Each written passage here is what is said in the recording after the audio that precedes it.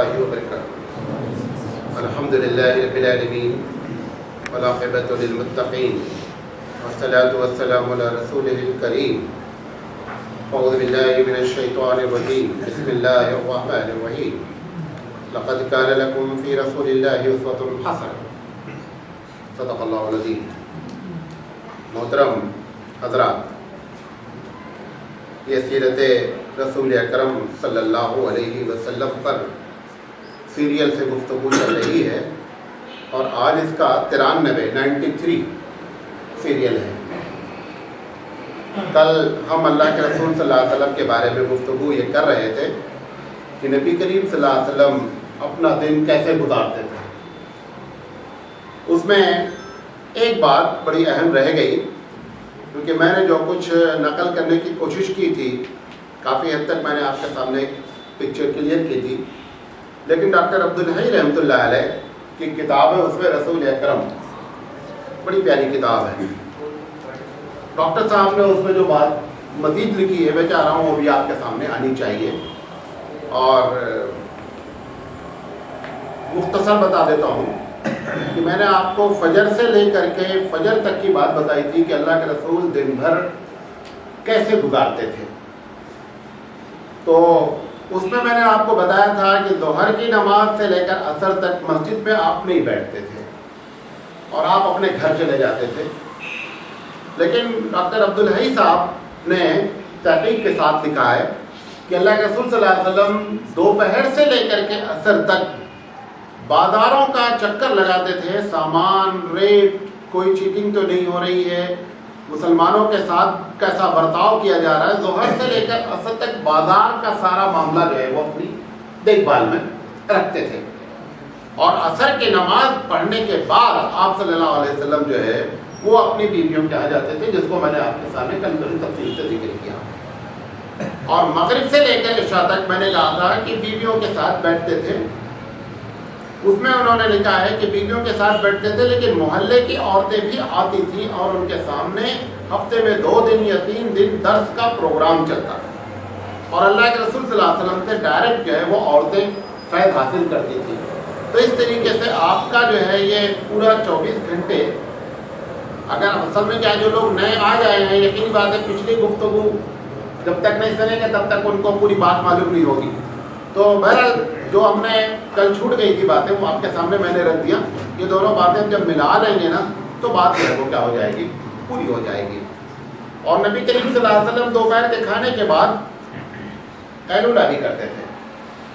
ہمارے یہاں قیلولہ کے معنی غلط سمجھ لیا گیا ہے. قیلولہ کے معنی سمجھتے ہیں سونا ہے. قیلولہ میں سونا شرط نہیں ہوتی ہے. اگر آپ کو اس کا ایکسپیرینس کرنا ہے، دوپہر کے کھانے کے بعد آپ 15-20 منٹ آرام کریں. نیند آ جائے اچھی بات ہے، نہیں آتی ہے آپ آرام کریں، اس کے بعد اٹھیں گے تو آپ پھر عشاء تک بہت ہی فریش رہیں گے. اور اگر جو ہم نے عادت ڈالی ہے کہ کھانا دوپہر کھانے کے بعد سونا ہے اور پھر 5 بجے اٹھنا ہے، تو 5 بجے اٹھنے کے بعد پھر ٹہلی رہنی ہے، تو وہ قیلولہ کا مطلب ہوتا ہے کہ تھوڑے سے وقت کے لیے آرام کرنا، اور سونا بھی اس میں شرط نہیں ہے. بات سمجھ میں آ گئی؟ تو اس طریقے سے یہ باتیں کل کی چھوٹ گئی تھی. آج ہم جو آپ کے سامنے بات رکھنا چاہ رہے ہیں، 2 باتیں رکھنا چاہ رہے ہیں. نبی کریم صلی اللہ علیہ وسلم کے معمولات نماز کے بارے میں، اور نبی کریم صلی اللہ علیہ وسلم کے معمولات جمعہ کے بارے میں. نماز کے بارے میں ہم 3 چیزیں آپ کے سامنے بیان کرنا چاہتے ہیں.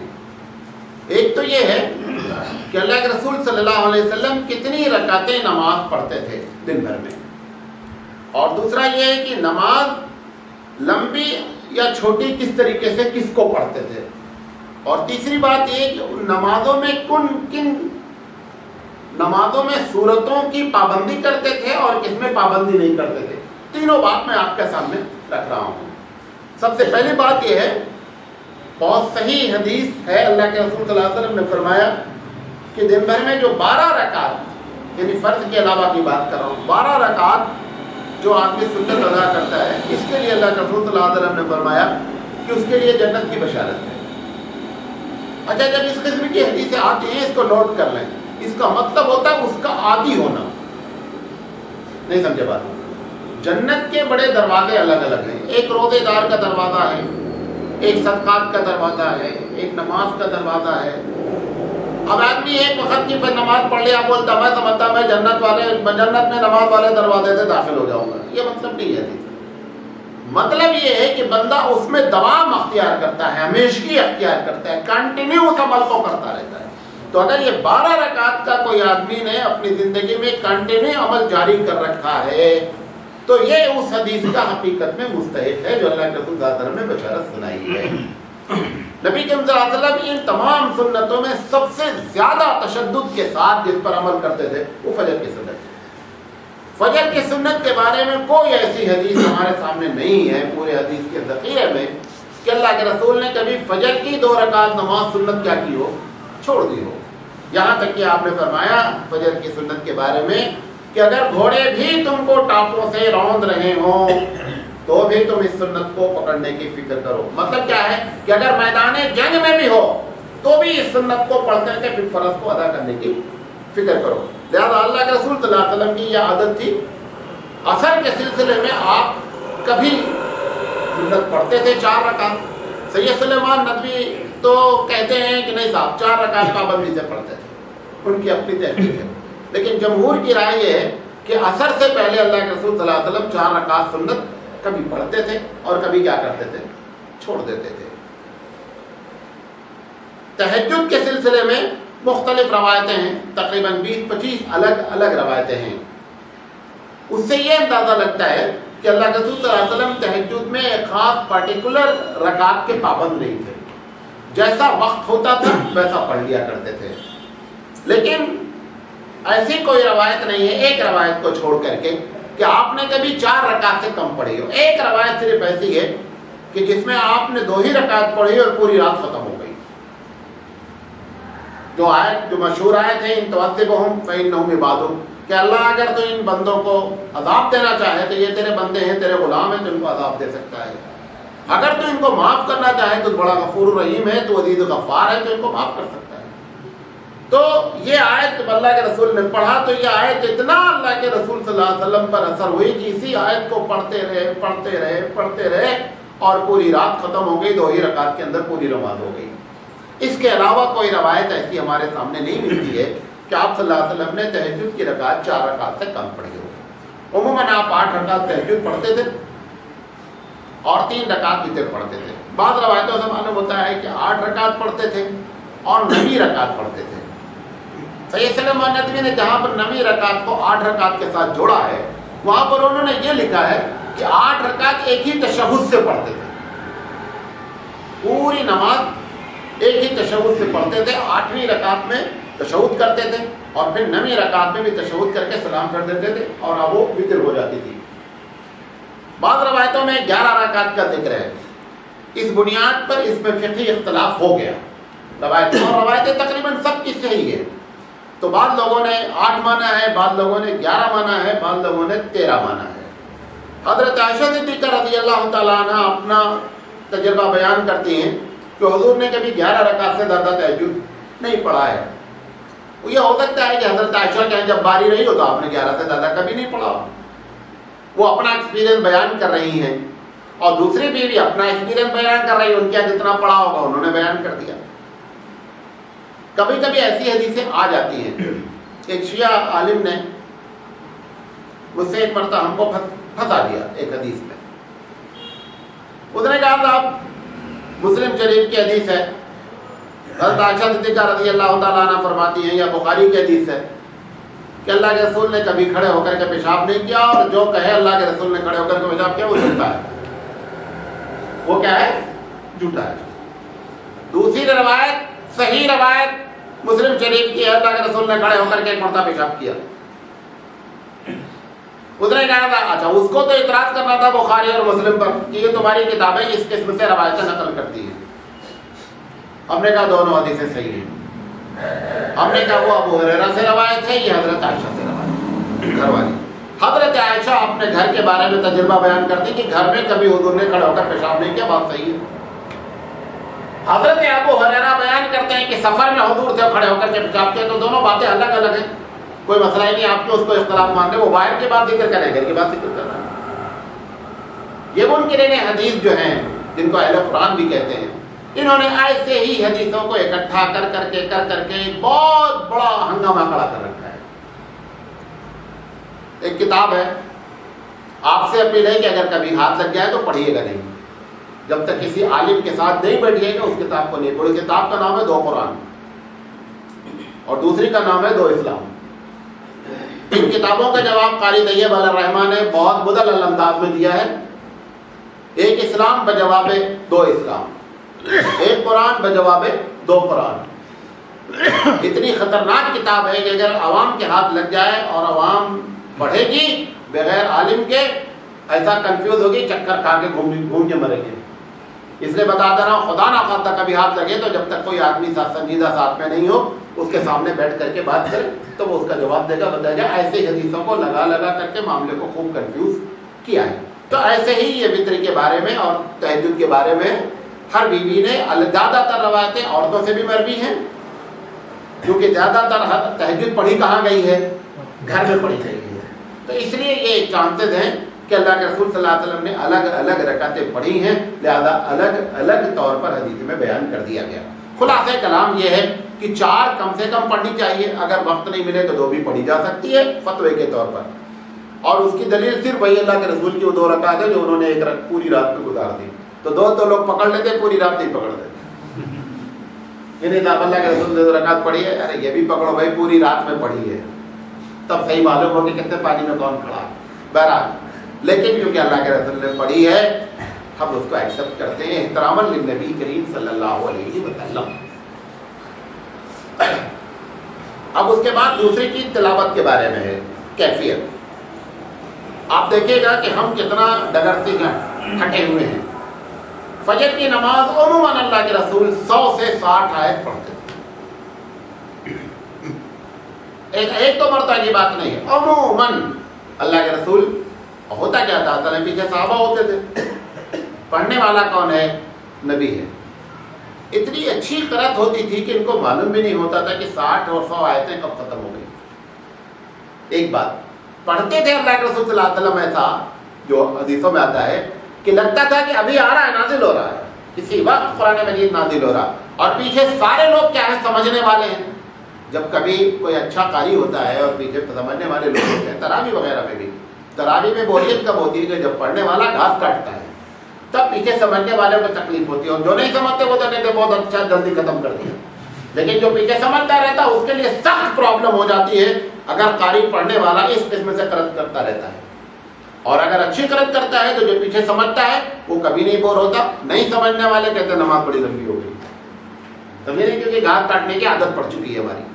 تو نبی کریم صلی اللہ علیہ وسلم فجر کی نماز میں عموماً 100 سے 60 آیت پڑھتے تھے۔ اب ایسا بہت کم لوگ ہوتا ہے، اس سنت کو لوگ پابندی نہیں کرتے ہیں۔ نہ کرنے کی ایک وجہ ہے، اللہ کے رسول نے اس بات کو بھی بیان فرمایا کہ مقتدیوں کا خیال رکھا کرو، مقتدیوں کا خیال رکھا کرو، اور ایک حدیث میں یہ بھی بیان فرمایا کہ اس خیال رکھنے میں سب سے کمزور والے کا خیال رکھا کرو۔ پیچھے مختلف قسم کے لوگ ہیں، ایک بیمار ہے، ایک اس سے زیادہ بیمار ہے، تو اس میں سب جو آخری درجے کا بیمار ہے نا اس کو مد نظر رکھتے ہوئے کیا کرو۔ تو اللہ کے رسول صلی اللہ علیہ وسلم کے اس حدیث کی بنیاد پر ایسا کرنے سے گناہ تو نہیں ہوتا ہے، لیکن حقیقت میں فجر کی نماز لمبی پڑھنی چاہیے۔ اگر ہم کو معلوم ہے کہ پیچھے ٹھیک ٹھاک لوگ ہیں تو کم سے کم 30-35، ہم لوگوں ریاض العلوم میں تو 10-12 سے زیادہ آگے جاتا ہی نہیں بندہ۔ 10 آیت 12 آیت پڑھ لیا تو سمجھتا میں نے بڑا تیر مار دیا، اور دوسری آیت کو لے کر کے وہ 30ویں پارے میں لے کر کے آ جاتے ہیں تو بڑی ہونے کا کوئی سوال ہی نہیں اٹھتا۔ بہرحال یہ اللہ کے رسول صلی اللہ علیہ وسلم کی سنت ہے کہ آپ فجر کی نماز لمبی پڑھا کرتے تھے۔ ظہر اور فجر، ظہر کی نماز کے بارے میں ہے کہ کم سے کم 30 آیتیں آپ پڑھتے تھے۔ اب آج کل ہمارے پاس کیا ہے، بہت اچھی نماز کوئی بزرگ پڑھتا ہے تو 6 منٹ میں 7 منٹ میں 4 رکعت نماز پڑھ کے کنارے ہو جاتا ہے، اپلوڈ کر لیں۔ 7 منٹ کے اندر 4 رکعت نماز پڑھ لیتا ہے، جس میں 8 سجدے بھی شامل ہیں، 4 رکوع بھی شامل ہے، 2 تشہد بھی شامل ہے، 4 فاتحہ بھی شامل ہے۔ تو اس کا مطلب زیادہ تر 6 سے 7 آیت پڑھتا ہے، اس سے زیادہ نہیں پڑھتا۔ لیکن اللہ کے رسول صلی اللہ علیہ وسلم ظہر کی نماز جو ہے وہ 15، بعض روایتوں میں 15 آیت، 30 آیت، 15 اور 30 آیت مل کر کے، بہرحال اس طریقے سے ظہر کی نماز ہوتی ہے۔ عصر کی نماز آپ ظہر کی آدھی پڑھتے تھے، جتنا ٹائم میں ظہر پڑھتے تھے اس کے آدھے ٹائم میں کس کو پڑھتے تھے؟ عصر کو پڑھتے تھے۔ مغرب میں ہمارے یہاں معلوم نہیں کیوں ایک دم یہ ہے کہ مغرب بہت شارٹ ہے، لہذا وہ علم ترا کے نیچے چلتی رہتی ہے ہمیشہ۔ عموماً مغرب کی نماز علم ترا سے لے، اگر ہم خود اگر جو لوگ پڑھتے ہیں، پوری دنیا کے مسلمانوں کی بات کر رہا ہوں، علم ترا سے لے کر کے نیچے تک 90% لوگ نماز پڑھتے ہیں۔ جو سنت وغیرہ پڑھتے ہیں وہ علم ترا سے سارے لوگ نیچے ہی نماز پڑھتے رہتے ہیں۔ اور جب بچپن میں جو بڑی صورتیں یاد کی ہیں، کیونکہ اب اس کو ہم نے پڑھنا چھوڑ دیا، وہ سب بھول جاتے ہیں۔ نماز صورت کو یاد رکھنے کا بہترین طریقہ یہ ہے کہ نماز میں اس کو کیا کیا جائے، پڑھا جاتا رہے۔ بہترین طریقہ ہے صورتیں یاد رہیں گی۔ اور اگر ہم علم ترا سے نیچے اتر آئے ہیں تو اوپر کی جو صورتیں ہم نے بچپن میں یاد کی وہ ساری کی ساری ذہن سے کیا ہوتی ہے، نکل جاتی ہیں۔ بہرحال نبی کے صلی اللہ علیہ وسلم مغرب کی نماز پڑھتے تھے۔ بعض روایتوں میں صراحتاً ذکر ہے کہ آپ سورہ طور تک آپ نے پڑھی ہے، سورہ مرسلات مغرب میں پڑھی ہے۔ سورہ طور اور سورہ مرسلات جو ہے اگر پڑھے گا تو کم سے کم جو ہے وہ 20 منٹ نماز ہوگی۔ تو مغرب کی نماز اللہ کے رسول صلی اللہ علیہ وسلم کی یہ عادت تھی۔ مغرب کے بعد عشاء اللہ کے رسول مختصر پڑھتے تھے۔ وجہ کیا ہوتی تھی؟ یہ سارے مدینے کے لوگ جو ہے نا کھیتی والے لوگ ہیں، کسان لوگ ہیں، یہ تھکے رہتے تھے بیچارے۔ ایک مرتبہ ایک صحابی مسجد نبی کے علاوہ جو قریب قریب کے محلے تھے اس میں بھی جماعتیں ہوتی تھیں، تو حضرت معاذ بن جبل کا غالباً واقعہ ہے کہ معاذ بن جبل نے ذرا سے لمبا کھینچ دیا، تو ایک صحابی نے نماز کے بیچ میں چھوڑ کر کے چلے گئے کہ تم پڑھاؤ میں جا رہا ہوں۔ تو تھکے ہوئے تھے بیچارے، انہوں نے جا کر کے کہا کہ تم کو پتہ نہیں ہے پیچھے سارے کسان لوگ ہیں، تم کو تو کوئی کام ہی نہیں ہوا دیتی تھے، چلے آتے نماز پڑھا دیتے ہو، بھیا معلوم ہے کتنا لوگ دن بھر تھکے ہوئے ہیں۔ انہوں نے بہرحال حضرت معاذ بن جبل نے اس بات کو ایکسیپٹ نہیں کیا، نہیں میں جو پڑھا رہا ہوں صحیح کر رہا ہوں۔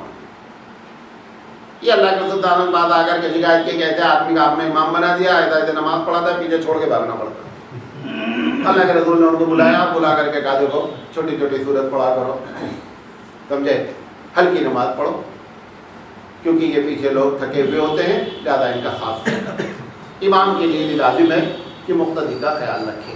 اللہ کے رسول صلی اللہ علیہ وسلم کے بارے میں آتا ہے کہ میرا دل چاہتا میں نماز نفلی پڑھوں، لیکن پیچھے عورتیں ہوتی ہیں اور عورتیں کے بچے جب رونے لگتے ہیں تو میں کیا کرتا ہوں، نماز کو فوراً رکوع کی حالت میں چلا جاتا ہوں اور جتنا پڑھے رہتا ہوں قرأت اسی پر اکتفا کر لیتا ہوں۔ اس سے پتہ چلا کہ مقتدی کا خیال رکھنا نماز میں بہت ضروری ہے۔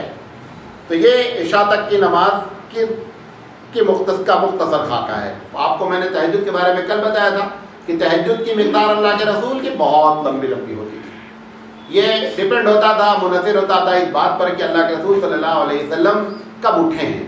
کیا ایسا بھی ہوتا تھا کہ کبھی کبھی سورہ نساء پڑھتے تھے پوری، سورہ بقرہ تہجد میں پڑھتے تھے، سورہ آل عمران تہجد میں پڑھتے تھے۔ اس قسم کی روایتیں بھی ہمارے سامنے موجود ہیں۔ تو یہ تو ہے اللہ کے رسول کی کیفیت نماز میں، کن صورتوں کو کن نمازوں میں پڑھتے تھے، یہ بھی آپ دیکھیے کہ ہم اس کا کتنا اہتمام کرتے ہیں۔ اس سلسلے میں یہ یاد رکھیں جو بات بیان کرنے جا رہا ہوں، یہ جو اللہ کے رسول صلی اللہ علیہ وسلم کی سنت بیان کرنے جا رہا ہوں کہ کس نماز میں کون سی صورت پڑھتے تھے، اس میں اس بات کا ضرور خیال رکھیں کہ اتنی پابندی نہیں کریں کہ معلوم ہو کہ اس کے علاوہ پڑھا ہی نہیں جا سکتا۔ جیسے ہمارے یہاں امام صاحب کو تراویح وتر میں، تراویح کے زمانے میں 3 اور تیسری رکعت میں قل اللہ پڑھنا ہی پڑھنا ہے۔ اب انہوں نے یہ میسج پاس کر دیا کہ صاحب وتر میں تیسری رکعت میں قل اللہ پڑھنا نہیں تو نماز ہی نہیں ہوتی، ایسا میسج نہیں پاس کرے۔ یہ ایک الگ بات ہے کہ اللہ کے رسول صلی اللہ علیہ وسلم ایسا کرتے تھے عموماً، لیکن 10% آپ نے اس کی مخالفت کی تاکہ لوگ اس کو فرض کا درجہ نہ دینے لگے۔ کبھی بھی سنت کو اتنا نہیں اختیار کرو کہ ایسا لگے کہ یہ اس کے بغیر یہ فرض کی جگہ ہو جائے گا۔ سنت سنت ہوتی ہے، اور پھر اللہ کے رسول صلی اللہ علیہ وسلم وہ کیا کرتے ہیں، اس سنت کے بارے میں خود 5 سے 10% موقع پر اس کو چھوڑنے کی بات کرتے ہیں۔ لہذا اسی پر فتویٰ ہے کہ احتیاط کرنی چاہیے۔ آپ دیکھیں ایک اور بدعت ہمارے یہاں، بدعت ان لوگوں کے ہیں جو پڑھے لکھے ہیں۔ ایک بدعت تو وہ ہوتی ہے جو چوراہے پر ہوتی ہے، اس کی بات نہیں کر رہا ہوں، پڑھے لکھوں کی۔ جب نماز ختم ہوتی ہے تو امام جو ہے وہ کیا کرتا ہے، پلٹ کر کے داہنی طرف لے کر کے بیٹھ جاتا ہے۔ عبداللہ بن مسعود رضی اللہ تعالیٰ عنہ کی روایت ہے، فرماتے ہیں کہ اگر تم نے یہ سمجھ رکھا ہے کہ داہنی طرف ہی بیٹھنا ہے تو شیطان کو تم اپنے اس میں حصہ بنا رہے ہو۔ کبھی کبھی ایسا کیا کرو کہ بائیں طرف بھی بیٹھو، اللہ کے رسول صلی اللہ علیہ وسلم کبھی کبھی بائیں طرف بھی بیٹھتے تھے، لیکن ہمارے یہاں بائیں طرف بیٹھنے کا ایک دم تصور ہی نہیں ہے۔ عبداللہ بن مسعود رضی اللہ تعالیٰ اس کے سخت مخالف ہیں کہ دائیں طرف بیٹھنا اکثر ثابت ہے، لیکن بائیں طرف بیٹھ کر یہ بتاؤ کہ دائیں طرف بیٹھنا واجب نہیں ہے۔ میں ایک ایک نماز کے بارے میں ذکر کرتا ہوں جس میں اللہ کے رسول صلی اللہ علیہ وسلم اپنی صورتوں کو فکس کیے ہوئے تھے عموماً، یہ بات یاد رکھیں عموماً۔ تہجد میں نبی صلی اللہ علیہ وسلم کے لیے کوئی صورت فکس نہیں تھی، جو آپ کا دل چاہتا تھا آپ صلی اللہ علیہ وسلم قرأت فرماتے تھے۔ فجر کی سنت میں عموماً اللہ کے رسول صلی اللہ علیہ وسلم قل یا ایھا الکافرون اور قل ھو اللہ احد پڑھتے تھے۔ وجہ اس کی یہ تھی کہ آپ رات بھر کے تھکے ہوئے ہوتے تھے، تہجد پڑھے ہوئے ہوتے تھے، مختصر نماز پڑھ لیتے تھے سنت کو، حالانکہ اس کے بعد پھر آپ فجر کی نماز 100 اور 60 آیت پڑھتے تھے جا کر کے۔ تو فجر کی سنت میں آپ کا عموماً معمول یہ تھا۔ ظہر میں اور عصر میں اللہ کے رسول صلی اللہ علیہ وسلم کے بارے میں صحیح حدیث سے یہ ثابت نہیں ہو پاتا ہے کہ آپ نے کسی صورت کو مختصر کیا کہ آپ یہ صورت ظہر میں پڑھی جائے گی۔ بعض روایتوں سے ایسا معلوم ہوتا ہے کہ اللہ کے رسول صلی اللہ علیہ وسلم جو ہے وہ کچھ صورتوں کو منتخب کرتے تھے، لیکن ڈاکٹر عبداللہ صاحب نے لکھا ہے کہ یہ صحیح نہیں ہے، لہٰذا میں اس کو ذکر نہیں کرنا چاہتا ہوں۔ فجر کے دن فرض میں اللہ کے رسول صلی اللہ علیہ وسلم جمعہ کے دن جو ہے وہ کیا کرتے تھے؟ الف لام میم سجدہ پڑھتے تھے، اور دوسری رکعت میں حل اتی علی الانسان، یہ دونوں صورتوں کا کثرت سے آپ اہتمام فرماتے تھے جس دن جمعہ ہوتا تھا اور فجر میں۔ تو ہم کو چاہیے کہ ہمارے اماموں کو، کبھی کبھی ایسا ہوتا ہے کہ بعض گاؤں میں امام صاحب کبھی سورہ الف لام میم سجدہ پڑھے ہی نہیں ہے، اب وہ کہیں اچانک جب پڑھ جاتے ہیں تو بولتے ہیں نماز ہی غلط ہو گئی، پھر بیچ میں ایک سجدہ کر دیا پھر کھڑے ہو گئے پھر کیے، یہ کیا ہے؟ لہذا ایسا نہیں کریں، اپنے مقتدی کو یہ بات معلوم ہو کہ اس جمعہ کے دن اللہ کے رسول صلی اللہ علیہ وسلم حامیم سجدہ الف لام میم سجدہ پڑھا کرتے تھے۔ اچھا، اس کے بعد مغرب میں اور عصر اور ظہر میں ان تینوں رکعتوں میں کسی صورت کا خاص ہونا اللہ کے رسول سے ثابت نہیں ہے۔ بعض روایتوں میں صرف یہ لکھا ہوا ہے، روایت لیکن صحیح ہے کہ اللہ کے رسول صلی اللہ علیہ وسلم مغرب میں سورہ مرسلات اور سورہ طور کی کبھی کبھی تلاوت فرمایا کرتے تھے، لیکن ایسا نہیں تھا کہ عموماً ایسا کیا ہو، کبھی کبھی آپ نے کیا ہے۔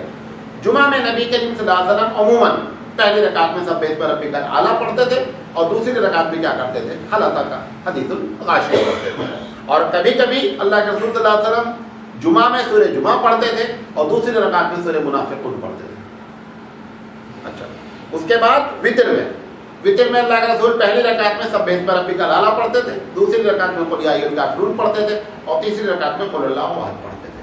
یہ عموماً ایسا کرتے تھے، کبھی کبھی اس کے خلاف بھی آپ نے کیا ہے۔ عیدین میں نبی کریم صلی اللہ علیہ وسلم سورہ قاف کی تلاوت کرتے تھے پہلی رکعت میں، اور دوسری رکعت میں سورہ قمر کی تلاوت کرتے تھے، اور کبھی کبھی نبی کریم صلی اللہ علیہ وسلم پہلی رکعت میں سبح اسم ربک الاعلیٰ پڑھتے تھے اور دوسری رکعت میں حل اتی کا حدیث الغاشیہ کی تلاوت کرتے تھے۔ یہ نماز کے بارے میں اللہ کے رسول صلی اللہ علیہ وسلم کا معمول تھا۔ جمعہ کے بارے میں میں اس کو انشاءاللہ اس کو ختم کروں گا، جمعہ کی پوری بات آ جائے۔ نبی کریم صلی اللہ علیہ وسلم جمعہ کے سلسلے میں حضرت عائشہ صدیقہ رضی اللہ تعالیٰ عنہ فرماتی ہیں، صحیح حدیث ہے کہ آپ کا ایک جوڑا الگ رکھا رہتا تھا جو سب سے اچھا ہوتا تھا، اور جمعہ آپ اس جوڑے میں پڑھتے تھے، جب وہاں سے پڑھ کر کے آ جاتے تھے پھر آپ اتار دیتے تھے، ہم اس کو تہہ کر کے پھر رکھ دیتے تھے، اور اگلے جمعہ تک آپ اس کو نکالتے نہیں تھے۔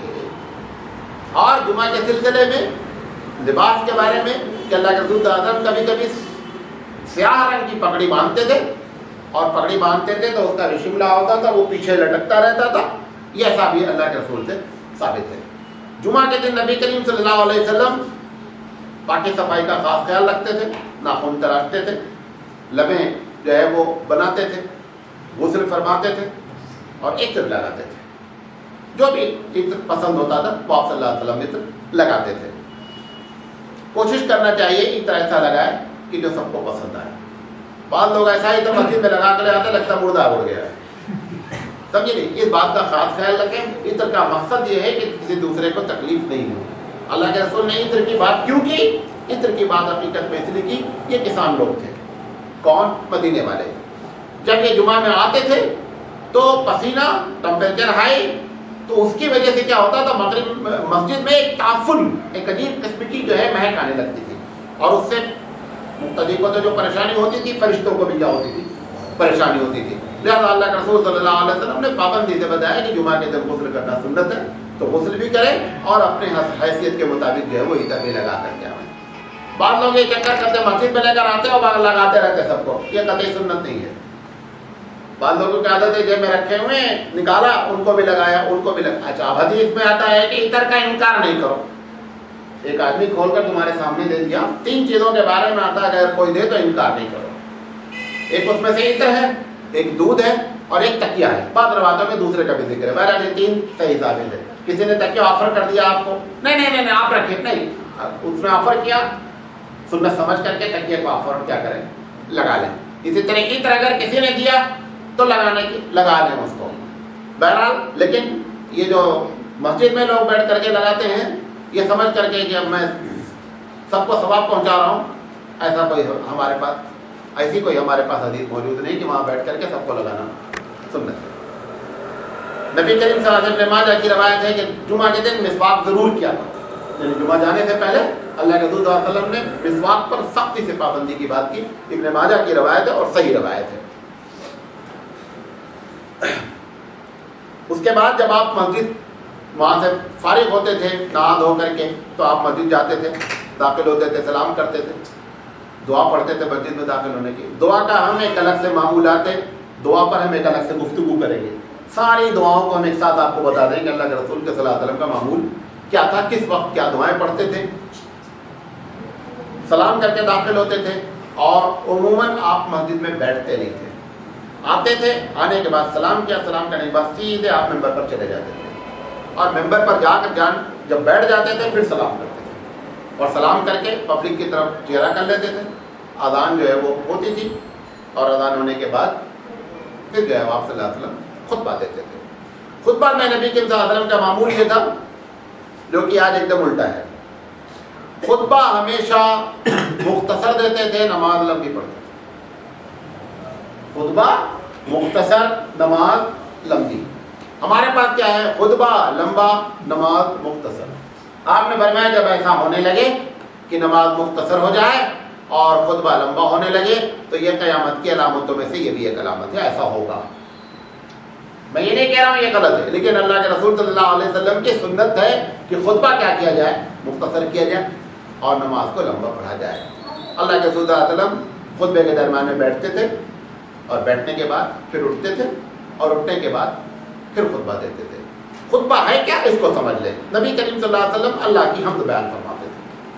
کبھی آپ کو خطبہ دینے کا کہیں موقع لگ جائے تو ایسا نہیں کہ خطبہ جو مولانا صاحب پڑھ رہے ہیں وہی خطبہ، کوئی فکس نہیں ہے کسی جگہ پر۔ خطبہ 3 چیز کا نام ہے۔ سب سے پہلے اللہ کی تعریف کی جائے، پھر درود بھیجا جائے، قرآن مجید کی کوئی آیت سے نصیحت پیش کی جائے، خطبہ ہو گیا۔ یہ 3 چیزیں آپ پڑھ دیں گے، خطبہ ہو جائے گا۔ ایک مرتبہ ایسا بھی ہوا کہ حضرت عثمان رضی اللہ تعالیٰ عنہ جب خلیفہ کے لیے منتخب ہوئے تو پہلا جمعہ تھا، ان کے اوپر وہ خلافت کے بوجھ کا لرزہ طاری تھا۔